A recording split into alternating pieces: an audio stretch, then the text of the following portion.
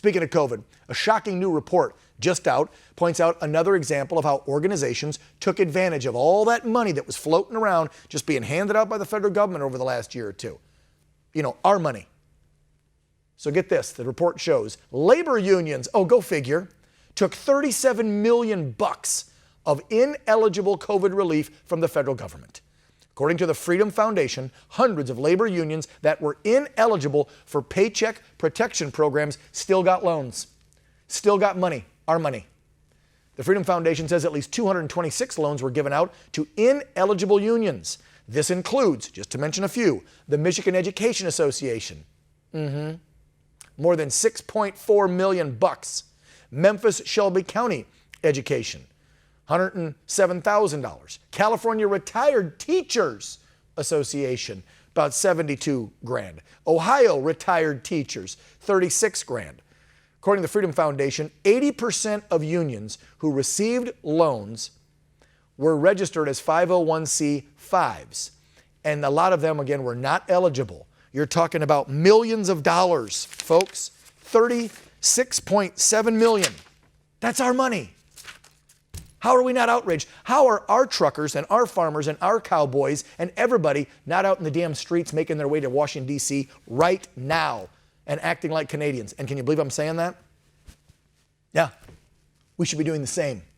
The director of labor policy over at the Freedom Foundation, the folks responsible for blowing the whistle on all this corruption, joins me now, Maxwell Nelsen. Maxwell, thank you so much for you guys looking into this, tracking our money, and exposing. I would assume this is just the tip of the iceberg. Well, you know, there's many problems with the way that the Small Business Administration at the federal level handled the Paycheck Protection Program. And some of those flaws have been previously exposed and documented. But this one is the first, you know, this report that we issued this week is the first time that we've exposed and documented how ineligible organizations like labor unions and affiliates of labor organizations were able to receive $37 million that they were just legally not eligible for. And so this is, I think, indicative of a breakdown at multiple levels. The Small Business Administration obviously didn't have the controls in place to make sure that only eligible entities were getting money. But it gets worse.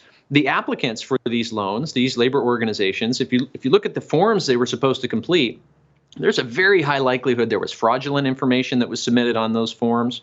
The payroll lending institutions, the private banks that were charged by the Small Business Administration with reviewing and approving or rejecting these loans either looked the other way or didn't do their due diligence. And at the end of the day, the Small Business Administration didn't catch the errors and despite knowing of them, hasn't yet taken any steps to correct them.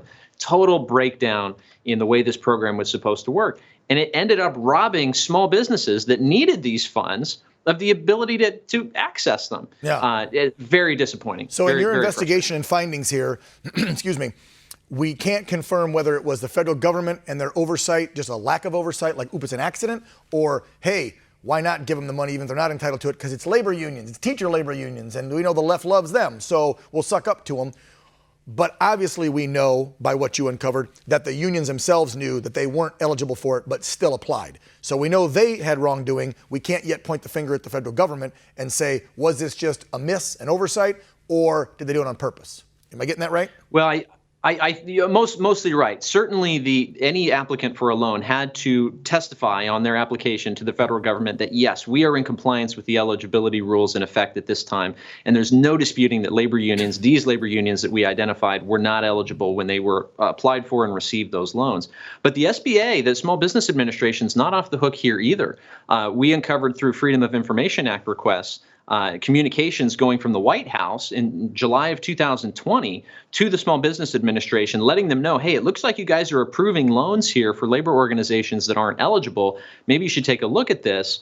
But our research now has documented that those loans continue to be approved. In some cases, second loans. So hold on, I got to interrupt. So the Trump administration sent them a letter and said, hey, what gives? It looks like you're approving too many loans. People don't deserve it. And they didn't get back to them and do squat. They just kept giving the money out.